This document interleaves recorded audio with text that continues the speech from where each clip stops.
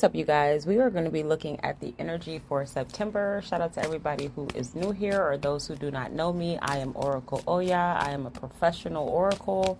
I have done this work professionally for 10 years. I have been an oracle all my life. But I've made use of these gifts as my main work since 2015. I do a lot of oracle sessions, a lot of workshops. I do things to help you guys cultivate your own power. And then I come on YouTube and do tarot readings because they're fun. You know what I'm saying? Y'all like them. They have a lower price point than the actual oracle sessions. So I figured this is something that everybody can enjoy with some general messages. And if you want direct messages, you can always book in a session one-on-one where we get on the line, or you guys can book a tarot reading where I will read your messages and pre-record them and send them to you in a recording. During the sessions, anything that's taking place in my environment is significant to whatever we're talking about. Whether that is things that are on the recording, things happening in my voice itself, pauses, delays, all of those things correlate to the energy surrounding your reading. Additionally, anything taking place in your environment also correlates to the reading in some way. If you're tapped in enough, you'll be able to decipher the things that are happening in your environment. This is where you're aware of synchronicities and confirmations and the signs, right? Everybody wants to have a sign. Send me a sign. These are the ways that we are able to interpret those different signs. Another thing that I do in my readings is call out number sequences if they show up. If I do call out a number sequence, that number is going to correlate to something that's happening in your environment, something I've said, or something you were thinking or doing at the time. All right, 151 showing up in 315.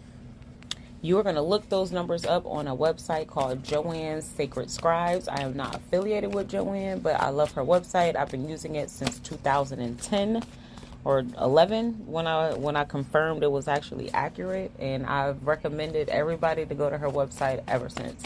My website is oracleoya.com. Okay, let's get past all of this. There's been a lot of chit chatter. This is going to be a very powerful month, you guys. Coming into September, we are kicking it off with a lunar eclipse, full moon. We also have a solar eclipse, new moon. We have the autumn equinox coming through. So it's a lot of shifts and changes, but the ones that everybody has been waiting for. So if you are on the good side of the energy heading in your north node or receiving your dharma, you should have an expectation of things getting better because your faith is solid. You've been doing the work on yourself, and you're very clear that you're never left without, right? Without whatever it is that you need ultimately, whether you think that you need a thing or not, doesn't matter. The reality is, if you look back on where you've been, you will see 303 on the clock, 1033 showing up. You'll see that you've always been good. You've never been in a situation where something didn't work out. Like, it might not have been a thing you wanted to work out, but something else worked out for you. And this year has been a lot of that. So if it's things that you've been trying to do, especially over the past like 6 to 8 weeks or so, and it's just like not coming through, it's a lot of like, conflict surrounding it, whether it's internal or external conflict. 333 showing up, just know that that energy is going to smooth itself out in September. So in the last reading, we talked about being the actual arrow in a bow and arrow and being pulled back and set to your aim. As we move through this eclipse season, you can expect that you are going to be released from the bow and you're going to be soaring, okay? So as you move forward, it is important that you guys are remembering to take only the things that are important, which would be the wisdom from the lessons that you've gained and nothing else. 411 on the clock. Okay, I haven't pulled any cards yet, so let me go ahead and actually pull the cards. Everything that I've said now is either astrologically based or intuitive based or me just chit-chatting. 422 on the clock. All right, so oftentimes I'll pause the audio so my voice might sound different, the background might sound different, blah, blah, blah. I just don't like shuffling while it's recording. 433, 434. So look up 4s and 3s. All right, so these are some very interesting messages that we have coming out for the energy for the month of September. As we go through the month, you guys are going to get more readings. We're going to do an actual reading for the lunar eclipse. We're going to do a reading for the new moon. And I might possibly do one for the autumn equinox, like what you guys can expect as we go throughout the fall. All of these readings are available on a personal level as well. You guys can also get all of these readings and any type of metaphysical alchemy work that I'm doing along with these readings for a discount. So if you're interested in personal readings or direct guidance, go to my website, oracleoya.com. And yeah, okay, so with that being said, the energy that is happening in this reading, number one, is going to be very overlapping. So some of it may have to do with multiple areas of your life. And number two, it's going to be overlapping in the sense that as we go through this lunar eclipse and then the solar eclipse, you're going to have even more compiled shifts and changes taking place. So a lot of what is here right now is based off of things that you've done in the past, but the unfolding of it as of recently. 555 and 321 showing up. So in the past, there was something very clear that you decided to walk away from, that you have been putting some sort of consistent energy into. Now, this could be personal, this could be romantic, this could be business, excuse me, it could be you and another person, 616 on the clock, or it could just be you and the way that you do things. 622 on the clock. So there's been some sort of consistent action. And we see this a lot of times when somebody like really wants something to happen, but maybe it's like the way they're going about it needs to be edited, or they are not as consistent as they should have been. 633 on the clock.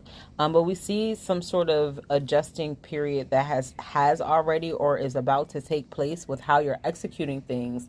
633 on the clock. So look up 6 and 3s because that number repeated several times. Whatever you decided to walk away from is actually going to benefit you and bring you about some justice and clear the past. So I think we talked about this before, where the door is closed. I don't know if y'all been keeping up with all the readings, but it feels like a continuation of that. So the door is closed, the past is closed out. You should only be carrying the wisdom with you right now. And as you are moving forward, it's important that you're actually applying the wisdom that you gained. If you don't actually apply it, it's not really wisdom, right? So wisdom is a walk. You're walking in what you know, and the knowledge of the things that you've gained from your lessons. So you're going to get the opportunity to do that. Oh my gosh.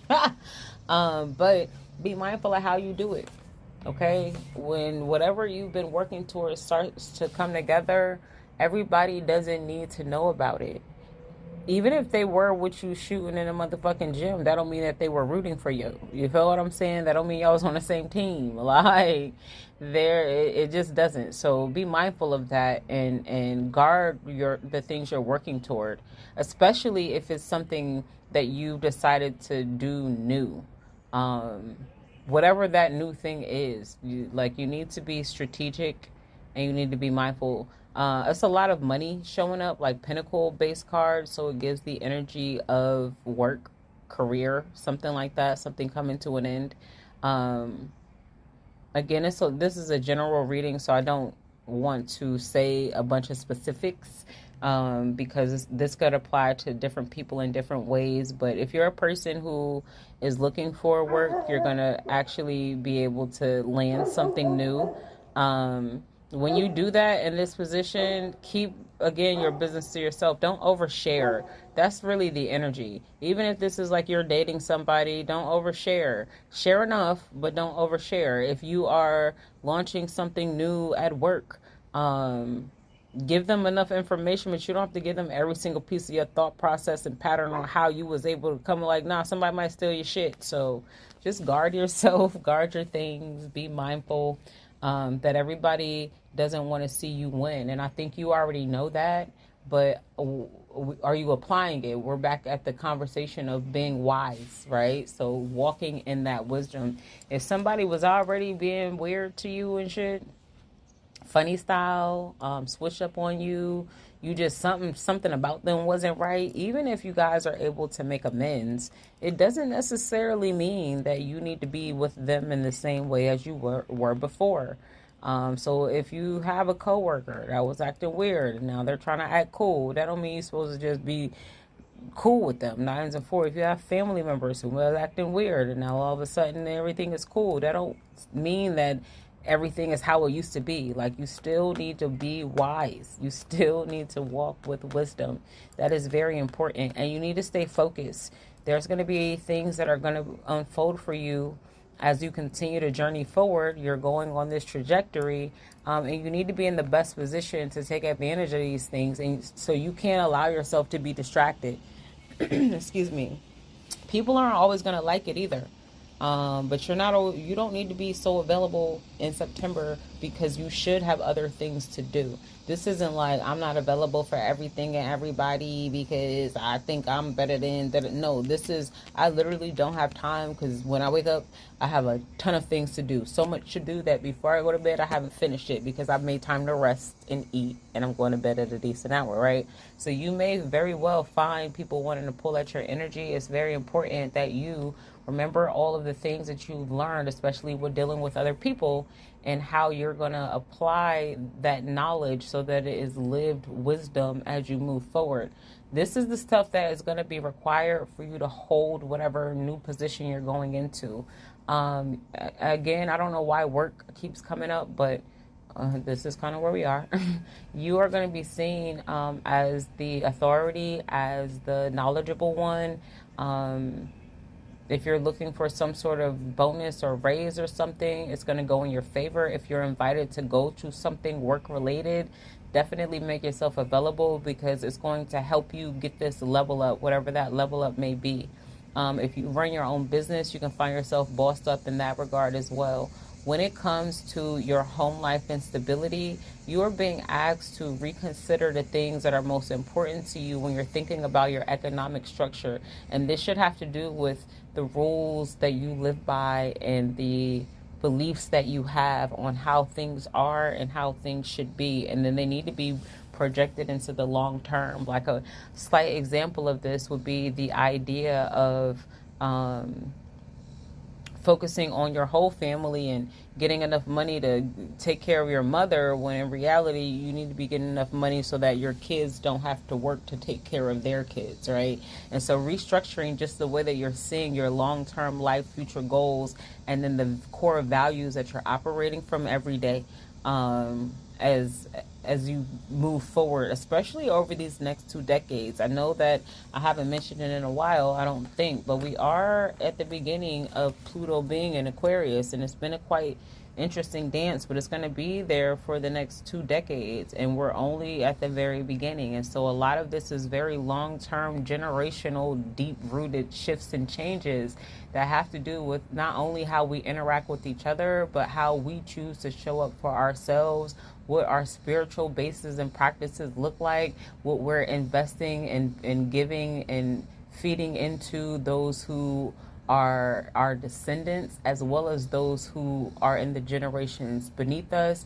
What is our legacy? What is our overall contribution to the world? And do we have a solid economic structure for ourselves, given everything goes to shit kind of like it is? You know what I'm saying? And with that being said, I think I need to end this here. All right, peace.